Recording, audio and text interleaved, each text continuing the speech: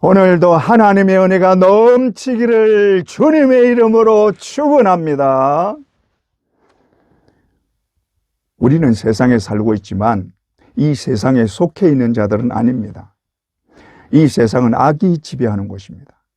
이 악을 주관하는 자는 마귀인데, 마귀는 하나님이 세상을 창조하기 전부터 하나님을 대적하는 자로 악의 권원이 된 자입니다. 그런데 우리가 생각할 때 하나님이 마귀를 당장 지옥에 집어넣고 영원히 가두어 버리면 좋겠는데, 그러지 않는 이유가 무엇일까요? 그것은 하나님이 창세 전부터 세우신 계획에 따라 오래 참으시기 때문입니다. 하나님은 죄악에 대해서 오래 참으십니다. 만약에 하나님이 죄를 지을 때마다 심판하신다면 아무도 살아있지 못할 것입니다. 뿐만 아니라 마귀는 우리를 위한 하나님의 구원 계획에 없어서는 안 될 꼭 필요한 존재입니다. 마귀는 사람들의 악한 마음을 부추깁니다. 그래서 아담과 하와가 죄를 짓게 만들었고, 예수 그리스도를 십자가에 못 박으라고 소리치게 해서 결국 예수를 십자가에 못 박게 했습니다. 그로 인해 예수 그리스도가 십자가에서 보혈을 흘리고 죽었고, 그 보혈로 예수를 믿는 모든 자가 죄 씻음 받고 구원을 얻게 된 것입니다. 그렇기 때문에 마귀는 세상을 더 악하게 만들고, 할 수만 있으면 믿는 자도 넘어지게 해서 지옥으로 끌고 가려고 수단 방법을 가리지 않고 덤비는 것입니다. 그래서 베드로는 이 마귀를 대적하라고 합니다. 베드로전서 5장 9절, 너희는 믿음을 굳건히 하여 그를 대적하라. 마귀는 믿는 자들을 절대로 그냥 내버려 두지 않습니다. 마귀는 하나님의 구원 계획조차 실패하게 만들기 위해서 예수님의 탄생을 막으려고 헤롯을 이용해서 예수를 죽이려고 했습니다. 그래서 2살 이하의 사내아이는 다 죽였습니다. 뿐만 아니라 예수님을 어떻게든 넘어뜨리려고 3번씩이나 시험했습니다. 그뿐입니까? 빌라도의 법정에 끌고 가서는 온갖 모욕과 저주로 사람으로서는 참을 수 없는 지경에까지 이르게 했습니다. 그러나 주님은 끝까지 참으시고 기어코 우리를 위해 십자가를 지고 우리 대신해서 죽어주셨습니다. 그러므로 마귀의 지배를 받는 이 세상은 믿는 자들에게 절대로 우호적인 곳이 아닙니다. 그러므로 이 세상을 똑바로 알아야 합니다. 세상은 괴로운 곳이요 괴로움을 주는 곳입니다. 특히 믿는 자들에게는 이 세상은 참 힘든 곳입니다. 그러므로 우리가 가까이 해서는 안 되는 곳이 이 세상입니다. 그런데 살다가 보면 원치 않는 괴로움을 당할 때가 많습니다. 어떤 때는 사업이 실패하거나 하루아침에 직장을 잃고 실업자가 될 수도 있습니다. 또 갑자기 죽을 병에 걸려 삶에 대한 희망이 사라지는 절망을 겪을 수도 있습니다. 또 부부가 이혼하고 헤어지는 상처로 괴로워하고 마음은 만신창이가 될 수도 있습니다. 또 갑자기 남편이나 아내를 잃고 아니면 자식을 잃고 견딜 수 없는 아픔에 삶에 대한 의욕을 상실할 때도 있습니다. 여러분 얼마나 힘드십니까? 이게 남의 일이 아니요, 바로 우리 자신의 일입니다. 그래서 찬송가에 캄캄한 밤 사나운 바람 불고 만경창파 망망한 바다에 외로운 배 한 척이 떠나가네. 오, 위태하구나, 위태하구나. 우리 인생은 망망대해를 지나는 작은 배 한 척과 같습니다. 이 바다에 마귀가 수시로 바람과 폭풍을 일으켜 바다에 빠지게 만들려고 합니다. 그러나 그 배에 우리 주님이 함께 타고 가십니다. 잊지 마세요. 그 배를 나 혼자 타고 가게 내버려 두지 않습니다. 이 배의 사공이 우리 주님 예수 그리스도이십니다. 믿습니까? 그러므로 거친 바다도 잔잔케 하시고 폭풍 중에도 우리를 지켜 소망의 나라로 안전하게 인도해 가십니다. 여러분 믿습니까? 우리 모두 우리 주님과 함께 이 바다를 무사히 건너 저 천국에 다 이르게 되기를 주님의 이름으로 축원합니다. 그런데 그러기 위해서는 세상과 싸워 이겨야 합니다. 하나님은 우리가 이 세상과 싸워서 지지 않기를 원하십니다. 그래서 이 험한 세상을 이길 수 있는 비결을 주셨습니다. 이것을 좀 살펴보도록 하겠습니다. 첫째 비결은 믿음입니다. 요한일서 4장 5절, 무릇 하나님께로부터 난 자마다 세상을 이기느니라. 세상을 이기는 승리는 이것이니 우리의 믿음이니라. 우리는 세상에 살고 있기 때문에 어쩔 수 없이 세상과 싸워야 합니다. 그런데 이 세상과 싸울 때 반드시 이겨야 합니다. 만약에 지게 되면 세상과 함께 멸망받을 수밖에 없기 때문에 절대로 지면 안 되는 것입니다. 그런데 하나님께로부터 난 자는 당연히 세상을 이긴다고 말합니다. 어떻게 이기느냐? 우리의 믿음으로 이긴다는 것입니다. 믿음에는 강한 힘이 있습니다. 마가복음 9장 23절, 예수께서 이르시되 할 수 있거든이 무슨 말이냐? 믿는 자에게는 능히 하지 못할 일이 없느니라. 믿습니까? 그만큼 믿음에는 힘이 있습니다. 그런데 우리의 믿음은 말씀에서 나옵니다. 로마서 10장 17절, 그러므로 믿음은 들음에서 나며 들음은 그리스도의 말씀으로 말미암았느니라. 그러므로 우리는 말씀으로 세상을 이기게 되는 것입니다. 그러므로 말씀을 철저하게 믿어야 하고 말씀이신 예수 그리스도를 진실로 믿어야 하는 것입니다. 그런데 우리가 세상과 싸워서 이기기 위해서는 세상에 대한 인식을 똑바로 해야 합니다. 왜냐하면 우리 육신은 죄에 물들어 있기 때문에 여차하면 세상의 방식에 따라가고 세상과 적당하게 타협하면서 편하게 살려고 하기 때문입니다. 성경에서는 세상을 어떤 곳이라고 하느냐 하면, 첫째, 세상은 하나님이 없는 곳입니다. 이 말이 참 아이러니한 말인데, 세상은 하나님이 창조한 곳입니다. 우리가 날마다 보는 것이나 먹는 것과 마시는 것이 다 하나님이 만드신 것입니다.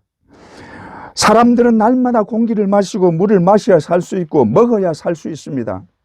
그 모든 것은 하나님이 만드셨고 지금도 여전히 공급해 주시고 계십니다. 믿습니까? 그럼에도 하나님께 감사는 고사하고 하나님이 죽었다고 조롱하고 있습니다. 마치 그 모든 것이 저절로 생긴 것처럼 하나님을 무시하고 모든 것을 인간 중심으로 하는 교만을 나타내고 있습니다. 그러니 하나님께도 이러는데 믿는 자들에게는 오죽하겠습니까? 세상 사람들이 볼 때 하나님은 계시면 안 되는 불편한 존재입니다. 왜냐하면 하나님이 계시면 인간들 뜻대로 할 수 없기 때문입니다. 요즘 세상을 보면 자기들 하고 싶은 대로 합니다. 특히 국회를 보면 세상을 단적으로 볼 수 있습니다. 국회의원은 아무리 죄가 있어도 잡혀 들어가지 않습니다.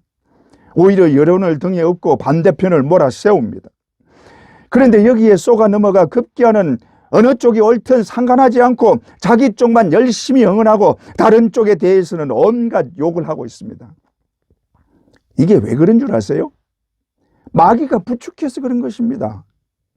마귀는 세상이 싸우기를 원합니다. 서로 헐뜯고 전쟁하기를 원하고 서로 망하기를 원합니다. 그래서 곳곳에서 전쟁이 터지고 서로 으르렁거리고 있는 것입니다. 사람들은 자신들의 힘으로 또는 사상과 철학으로 이 세상을 도덕적이고 아름답게 만들 수 있다고 생각합니다. 그러나 사람들이 한 가지 착각하고 있는 것이 이 세상을 마귀가 지배하고 있다는 것을 생각하지 못하는 것입니다. 우리가 바라는 이상의 나라요 희망의 나라는 하나님이 계셔야만 쓸 수 있습니다. 믿습니까? 그러나 이 세상은 하나님이 계시지 않는 곳입니다. 하나님이 계시지 않는 곳이 아니라 세상 사람들이 하나님을 대적하고 하나님으로부터 떠난 곳입니다. 세상 사람들은 하나님 대신에 우상을 섬겼고 하나님보다 자신들을 높여서며 하나님 대신에 마귀의 지배를 받게 된 것입니다. 그래서 세상은 마귀가 원하는 대로 전쟁이 일어나는 곳이요 온갖 재앙이 일어나는 곳이 된 것입니다. 둘째, 세상은 욕심으로 가득 찬 곳입니다. 요한일서 2장 16절, 이는 세상에 있는 모든 것이 육신의 정욕과 안목의 정욕과 이생의 자랑이니 다 아버지께로부터 온 것이 아니요 세상으로부터 온 것이라.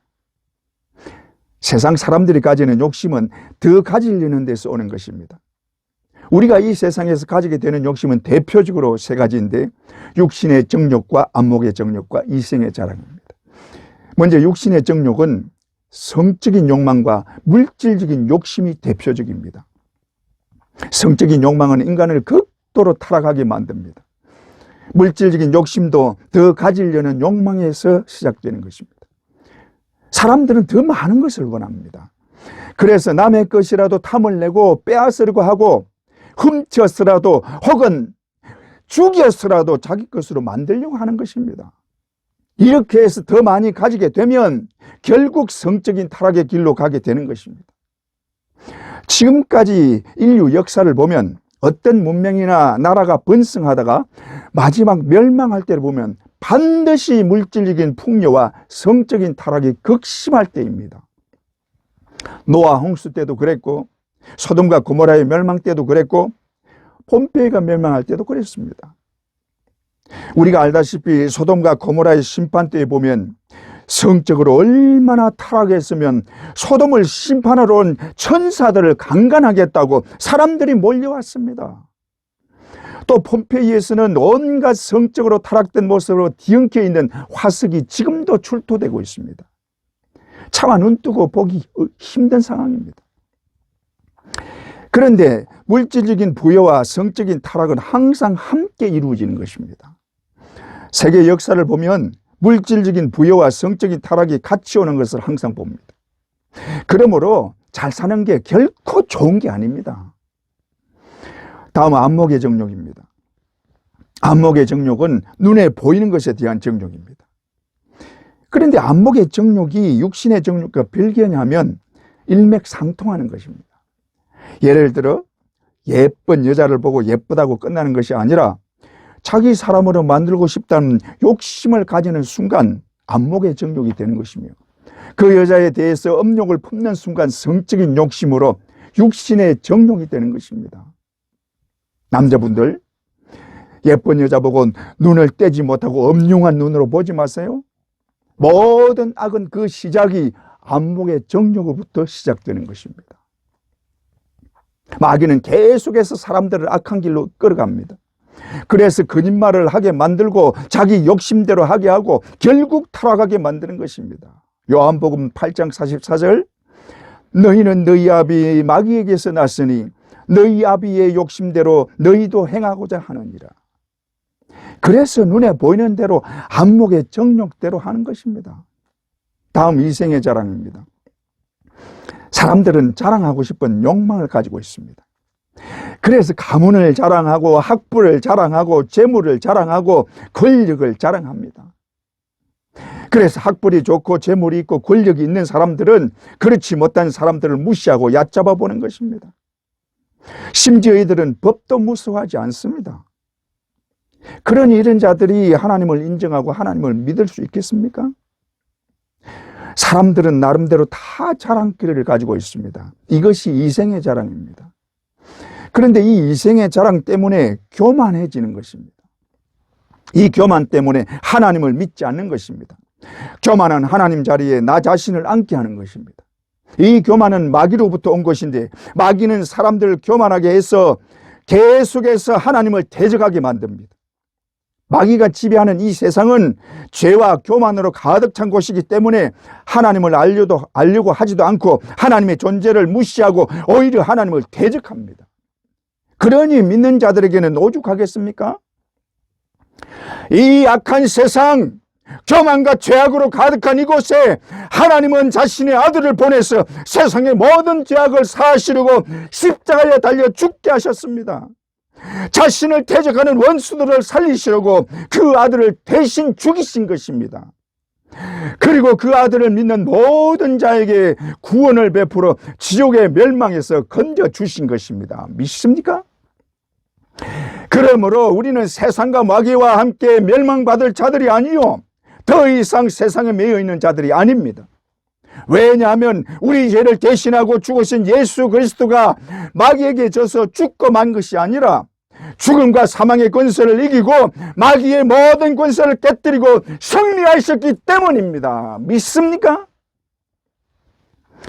이 승리자 예수 그리스도가 자신의 이름을 우리에게 주셨습니다.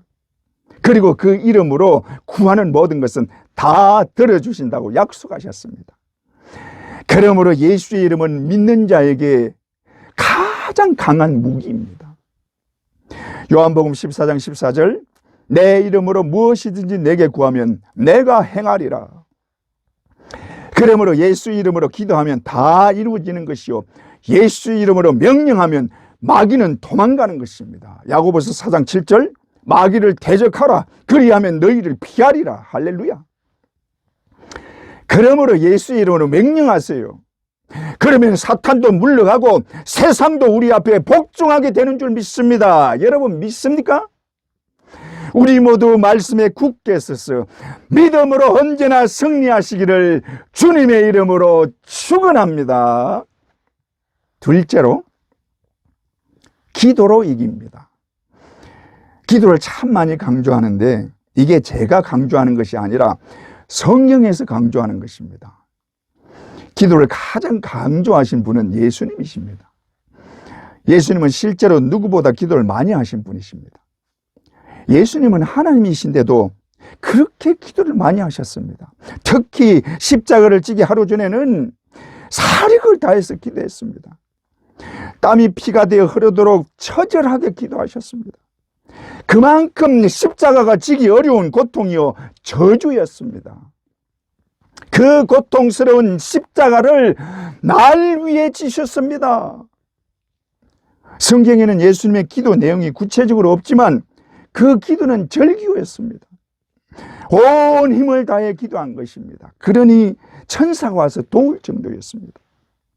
그 기도는 제자들이 들으라고 한 것도 아니요, 하나님께 잘 보이기 위한 것도 아닙니다.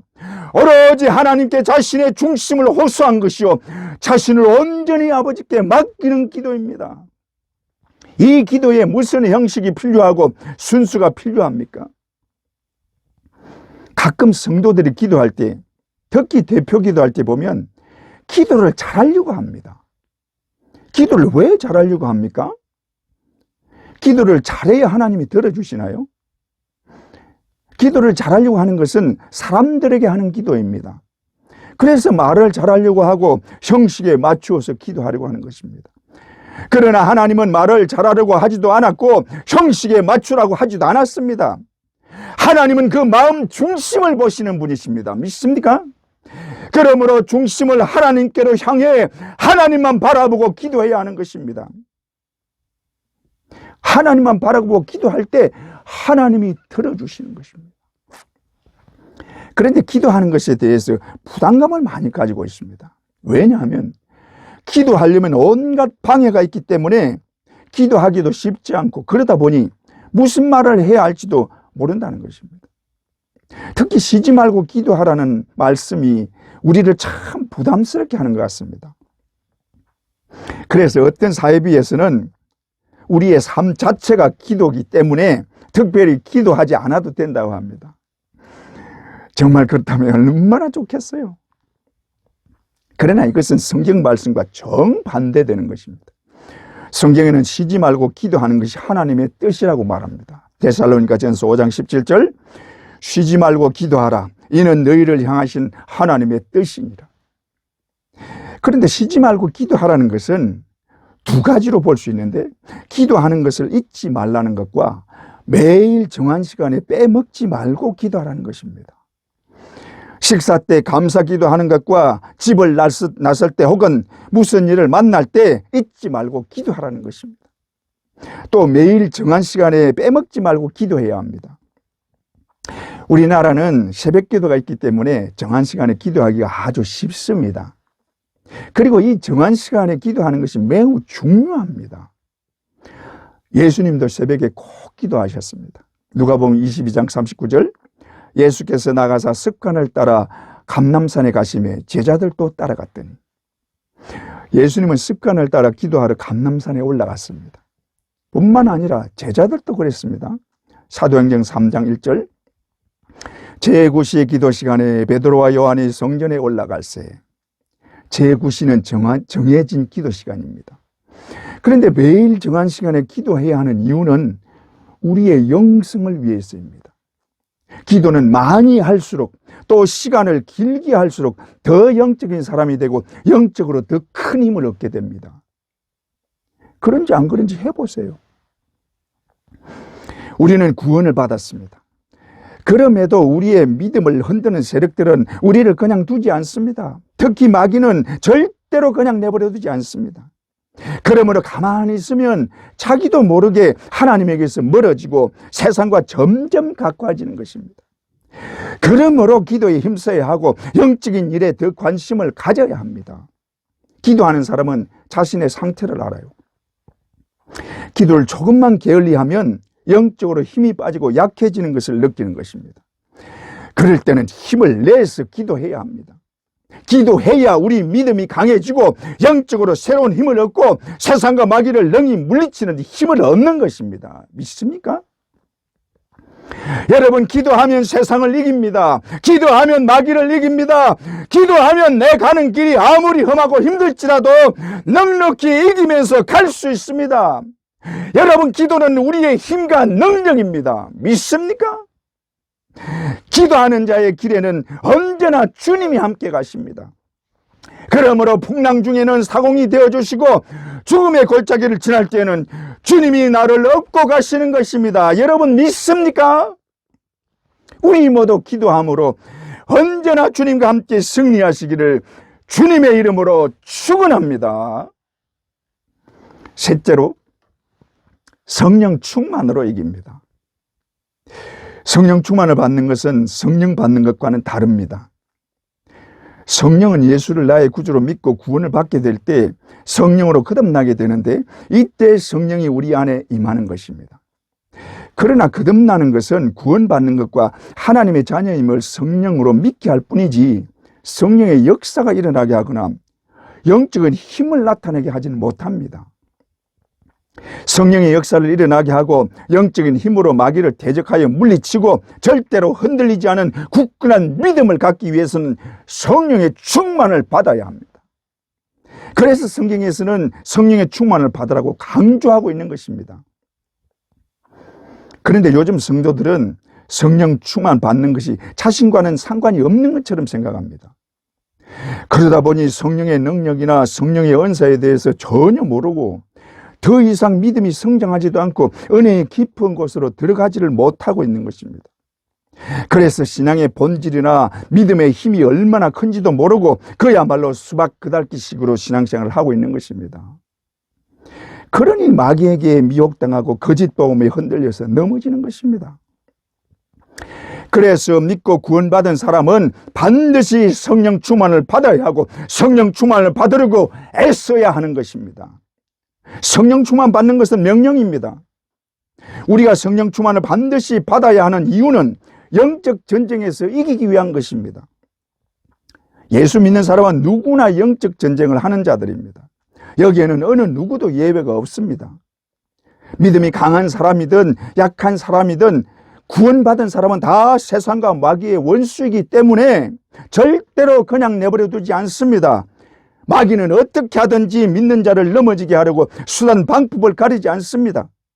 그러므로 기도하지 않으면 여기에 대항하지 못하고 넘어지고 마는 것입니다. 이 마귀에게 대항하고 이기는 것은 말씀과 기도에 의한 믿음인데, 이 믿음을 강하게 하고 영적인 힘으로 얼마든지 이기게 하는 것은 성령 충만에 쏘는 것입니다. 성령 충만한 사람은 어떤 상황에서도 예수의 이름을 의지하고 하나님을 절대적으로 믿습니다. 심지어 자신의 생명까지도 하나님께 맡겨진 것을 알기 때문에 하나님을 전적으로 의지하고 죽음도 겁내지 않는 것입니다. 여러분, 지금은 마지막 때입니다. 그래서 마귀는 모든 것을 혼란하게 만들고 있습니다. 요즘 한국 교회 안을 들여다보면 거짓 복음, 특히 이단 사상이 판을 치고 오히려 올바른 복음을 가로막고 있습니다. 이것을 구분하고 이것을 물리치기 위해서 성령 충만이 필요한 것입니다. 말세에는 하나님이 성령을 부어주신다고 말씀하셨습니다. 요엘서 2장 28절, 그 후에 내가 내 영을 만민에게 부어주리니. 이것이 말세에 일어날 일입니다. 그 이유는 마지막 때를 이기게 하기 위한 것입니다. 지금 우리는 마지막 때를 사는 자들이기 때문에 성령 충만을 받아야 하고, 또 구하는 자는 누구나 성령 충만을 받을 수 있습니다. 믿습니까? 그렇다고 저절로 성령 충만이 오는 것은 아닙니다. 어떻게 하면 성령 충만을 받게 되느냐? 첫째, 철저한 회개가 있어야 합니다. 우리는 예수를 믿고 구원받은 자들입니다. 그러므로 예수의 피로 죄 씻음 받은 자들입니다. 그런데 왜 회개가 필요합니까? 우리가 구원받은 것은 전적으로 하나님의 은혜로 된 것입니다. 우리를 부르신 분도 하나님이요, 믿고 구원받도록 하신 분도 하나님이십니다. 믿습니까? 그런데 과연 여러분은 자신의 죄에 대해서 얼마나 알고 있으며 그 죄를 진지하게 회개하셨나요? 예수님이 십자가에 달리신 것을 보면서 그 예수님을 십자가에 못 박은 것이 나의 죄 때문이요, 내 죄가 예수를 죽게 했다고 진실로 눈물 흘리며 회개하셨나요? 여러분, 예수님이 십자가에 달리신 것은 온 인류의 죄 때문이 아니라 바로 나의 죄 때문입니다. 예수님은 나 한 사람 살리기 위해서 십자가를 지고 죽었습니다. 그러므로 그 십자가는 내가 져야 할 십자가입니다. 그러므로 진실한 마음으로 회개해야 합니다.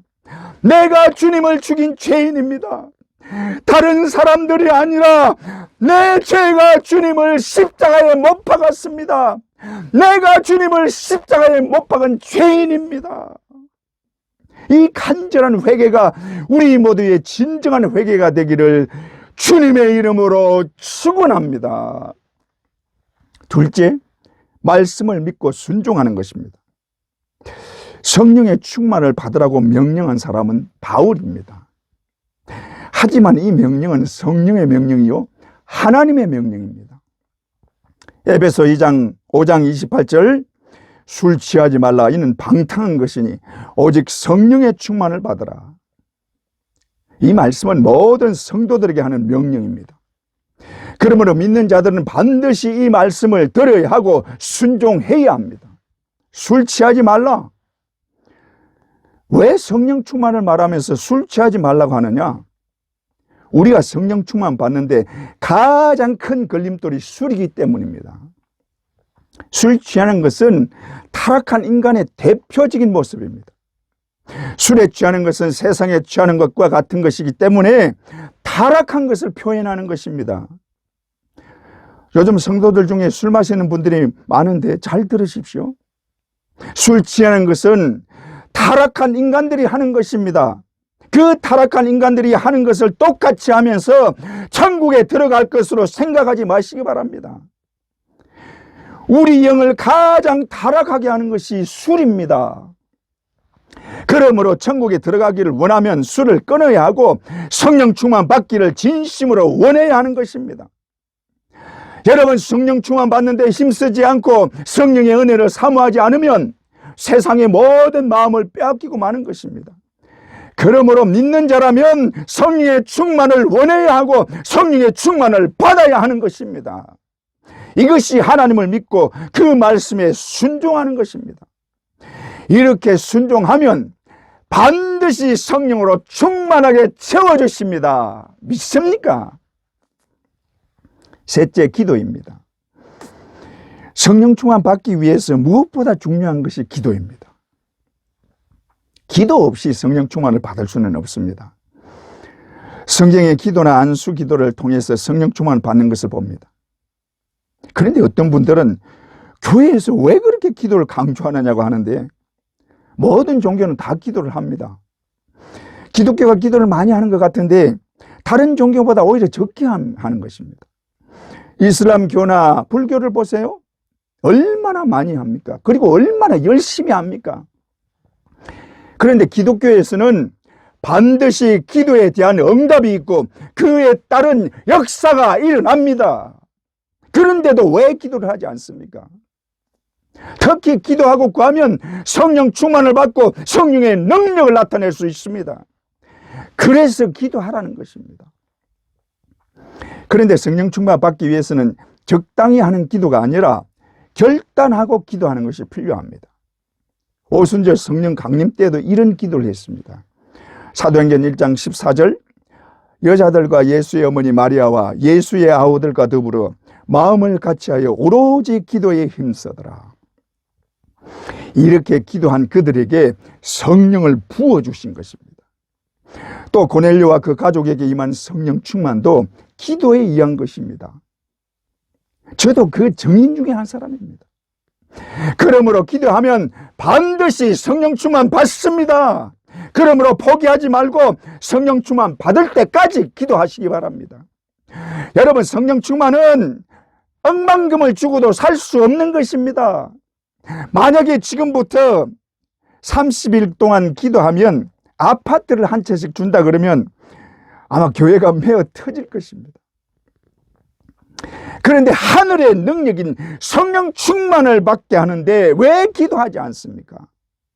기도하면 성령 충만하게 해 주십니다. 믿습니까? 또 안수 기도를 통해 성령 충만을 받게 됩니다. 대표적으로 사마리아의 성령 충만이 임할 때 베드로와 요한의 안수 기도로 받았습니다. 사도행전 8장 17절, 이에 두 사도가 그들에게 안수하며 성령을 받는지라. 또 에베소에서도 바울의 안수로 성령 충만을 받았는데 사도행전 19장 6절의 실절, 바울이 그들에게 안수하며 성령이 그들에게 임하심으로 방언도 하고 예언도 하니 모두 12사람쯤 되니라. 이렇게 안수 기도로 성령 충만을 받을 수 있습니다. 그런데 안수 기도는 엉뚱한 곳에서 잘못 받으면 안 되는 것입니다. 요즘 은사 집회를 많이 하는데 그 은사 집회에서 보면 꼭 사람들을 쓰러지게 합니다. 이것이 과연 성령 충만한 증거인가 하면 그렇지 않습니다. 성경에서는 성령의 충만을 받거나 성령의 능력이 나타날 때 쓰러지는 경우는 없습니다. 귀신 들린 사람이 귀신이 나갈 때 잠깐 쓰러진 적은 있지만 금방 정신을 차리고 일어납니다. 그런데 은사 집회에서는 쓰러지면 하염없이 누워 있습니다. 이것은 성령의 역사가 아닙니다. 여러분, 잘 기억하십시오. 사탄의 역사는 쓰러지고 넘어지게 합니다. 그러나 성령의 역사는 일어나게 하는 역사입니다. 걷지 못하고 앉아있는 자를 일어나 걷게 합니다. 누워있는 중풍병자를 일어나 걸어가게 하십니다. 죽었던 자를 살아나게 하십니다. 성령의 역사는 서 있는 자를 넘어지게 하는 것이 아니라 쓰러진 자를 일으켜 세워주시는 역사입니다. 믿습니까? 여러분, 이런 데 속지 말고 기도하세요. 기도하면 약속하신 성령을 충만하게 부어주십니다. 여러분, 믿습니까? 우리 모두 하나님의 말씀을 진실로 믿고 기도함으로 성령의 충만을 받기를 주님의 이름으로 축원합니다. 그런데 성령의 충만을 받으면 어떻게 알 수 있느냐? 또 본인이 그것을 느낄 수 있느냐 하는 것입니다. 성령 충만을 받으면 반드시 나타나는 것이 있습니다. 대표적인 변화가 적극적이고 열정적으로 바뀌는 것입니다. 그러나 종교적인 열심도 있는데 이것과 성령 충만은 다릅니다. 그것을 단적으로 보여주는 것이 바울의 모습입니다. 바울은 종교적인 열심으로 성도들을 죽였습니다. 그러나 성령 충만 받은 후에는 영혼을 살리는 자가 된 것입니다. 종교적인 열심은 자신들의 종교적인 잣대와 도덕적인 윤리에 관심을 가지고 그것과 맞지 않으면 분을 내고 죽이기도 합니다. 거기에 용서와 사랑은 없습니다. 이런 자들이 예수님을 비판하고 정죄하여 십자가에 달아 죽인 것입니다. 바리새인들이 예수님을 십자가에 죽게 한 이유가 뭡니까? 자신을 하나님의 아들이라고 한 것 때문입니다. 자신들의 종교적인 잣대로는 도저히 있을 수 없는 일이기 때문에 자신들을 구하러 하늘 영광을 다 버리고 이 땅에 오신 예수 그리스도를 십자가에 죽인 것입니다. 요즘도 교회 안에 이런 자들이 있습니다. 이들은 종교적인 열심만 가지고 비판하기를 좋아하고 당을 지어 힘을 과시하고 교회를 좌지우지합니다. 이들은 성경 말씀을 믿는 것이 아니라 성경 말씀을 가지고 비판하고 판단하는 근거로 삼고 있습니다. 이들은 열심인 것 같지만 그것은 자기 열심이지 하나님을 위한 열심은 아닙니다. 반면에 성령 충만한 사람은 예수 그리스도를 위해 자신을 내려놓고 오직 주님만을 위해 열심과 열정을 나타냅니다. 그러므로 그 속에는 겸손과 사랑이 있는 것입니다. 믿습니까? 그런데 성령 충만을 받으면 구체적으로 나타나는 결과가 있는데 그 중에 몇 가지를 보면, 첫째, 담대함과 기쁨이 충만해집니다. 오순절 성령 충만의 결과로 제자들이 담대해졌습니다. 성령 충만 받기 전에 이들은 문을 닫고 있었습니다. 그러나 성령으로 충만해지자 바로 문을 열고 어떤 두려움도 없이 담대히 복음을 전했습니다. 특히 베드로는 극명하게 달라지는 모습을 볼 수 있습니다. 베드로는 예수님을 3번씩이나 부인했습니다. 그뿐 아니라 예수님이 부활하신 것을 보고도 갈릴리로 고기를 잡으러 갔습니다. 그러나 성령 충만을 받자 그 어떤 것도 어느 누구도 두려워하지 않고 담대히 복음을 전했습니다. 감옥에 가는 것도 두려워하지 않았고 죽음도 겁내지 않고 순교를 하면서 그것을 영광으로 여기고 오히려 기뻐하면서 순교했습니다. 이게 성령 충만한 결과입니다. 왜 이렇게 바뀌느냐? 그 마음에 지금까지 보지 못했던 하늘의 영광을 깨닫고 그 영광을 바라보고 기쁨이 마음속에 가득 차기 때문입니다. 이 기쁨은 아는 자만 아는 것이요 성령 충만한 자만 가지는 기쁨입니다. 이 기쁨으로 이 험한 세상을 얼마든지 이기는 것입니다. 그러므로 기도해야 하고 성령 충만을 받아야 하는 것입니다. 하나님은 기도하는 자에게 성령을 부어주시려고 준비하고 계십니다. 믿습니까? 우리 모두 기도함으로 성령의 충만을 받기를 주님의 이름으로 축원합니다. 둘째, 성령의 은사가 나타납니다. 성령의 은사는 여러 가지지만 그 은사들 중에 본인이 알 수 있는 성령의 은사가 나타납니다. 그 중에 즉각적으로 나타나는 것이 방언의 은사입니다. 그런데 방언의 은사를 성령의 충만함으로 받아야지 다른 방법으로 받는 것은 다 잘못된 방언입니다. 또 사랑이 솟아납니다. 그동안 원수 같고 보기 싫던 사람이 더 이상 밉지가 않습니다. 그런데 이런 은사가 오는 이유는 하나님 나라를 위해서 쓰임받게 하기 위한 것입니다. 그러므로 교만하면 안 되는 것입니다. 교만해지는 순간 오히려 마귀에게 붙잡히고 마는 것입니다. 그러므로 성령의 은사를 주신 것에 대해서 늘 감사하시기 바랍니다. 셋째, 복음을 전하는 것입니다. 제자들이 성령 충만한 후에 가장 먼저 한 것이 전하는 것이었습니다. 이것이 주님이 우리를 성령으로 충만하게 하는 이유입니다. 그런데 우리가 복음을 전하는 것은 세상을 이겼다는 증거입니다. 왜냐하면 이 세상은 하나님의 심판을 받고 멸망할 것을 알기 때문에 한 사람이라도 더 구원하고자 하는 마음으로 전하기 때문에 나는 이미 구원받았다는 증거입니다.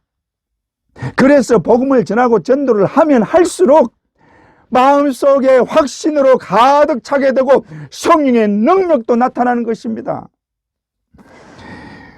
여러분, 이 세상은 하나님의 심판을 받고 곧 멸망할 것입니다. 그러므로 이 세상과 마귀는 하나님의 심판의 대상이지 우리가 겁낼 대상이 아닙니다. 우리는 이 세상이 멸망할 때 영광의 나라 천국에서 우리 주님과 함께 영광을 누릴 것입니다. 믿습니까? 여러분, 이 세상은 믿는 자들을 참으로 힘들게 하는 험하고 사나운 곳입니다. 그러므로 우리가 신앙생활을 할 때 평탄하고 평안할 것으로 생각지 말아야 합니다. 이 세상과 마귀는 절대로 우리를 그냥 내버려 두지 않습니다. 그러므로 우리가 가는 길에는 온갖 시련과 고통과 괴로움이 있는 것입니다. 사망의 음침한 골짜기를 지날 때도 있고 폭풍이 몰아치는 바다를 건너가야 할 때도 있습니다. 또 견디기 힘든 아픔이나 죽음의 질병이 올 때도 있습니다. 그러나 우리 믿음의 사람들은 그 모든 것을 얼마든지 이기고 넉넉히 이깁니다. 로마서 8장 31절, 그런즉 이 일에 대하여 우리가 무슨 말하리요? 만일 하나님이 우리를 위하시면 누가 우리를 대적하리요? 37절, 그러나 이 모든 일에 우리를 사랑하시는 이로 말미암아 우리가 넉넉히 이기느니라. 할렐루야. 하나님은 우리를 정말로 사랑하시고 우리를 위해 모든 것을 아낌없이 주시고 철저하게 위하십니다. 예수 그리스도는 자신의 생명으로 우리를 살리셨고 부활하심으로 사망과 마귀 권세를 깨뜨리고 승리하심으로 그를 믿는 모든 자가 승리자가 되게 하셨습니다. 뿐만 아니라 성령을 부어주셔서 구하는 자마다 성령으로 충만하게 하십니다. 믿습니까? 그러므로 세상이 아무리 힘들어도 우리는 주님과 함께 넉넉히 이깁니다. 거친 파도가 날 향해 오고 폭풍 가운데 있을지라도 바람을 타고 날아오르는 독수리처럼 우리는 주님과 함께 날아오르는 것입니다. 거친 파도 날 향해 와도 주와 함께 날아오르리. 거친 파도 날 향해 와도 주와 함께 날아오르리. 할렐루야. 우리 모두 이 믿음으로 이 험한 세상을 넉넉히 이기시기를 주님의 이름으로 축원합니다.